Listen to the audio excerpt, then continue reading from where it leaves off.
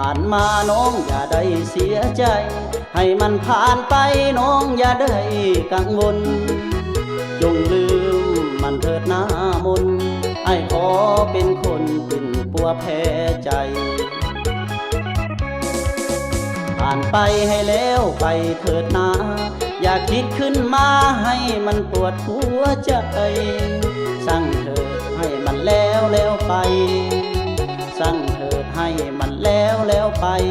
สิเป็นจังใดอ้ายนี่ยังเหมือนเดิมหันมาเลยความดีคืนใหม่จงตัดใจเถิดเจ้าอันความเก่าที่ผ่านมาอ้ายนี่ล่ะบ่ได้ว่าพ่อคำตอนที่นั่งเคยทำให้แก่สายวันนั้นสายขอมันเอานางไว้ก่อนแต่ว่านางพัดพรอยากมีคู่แต่งงาน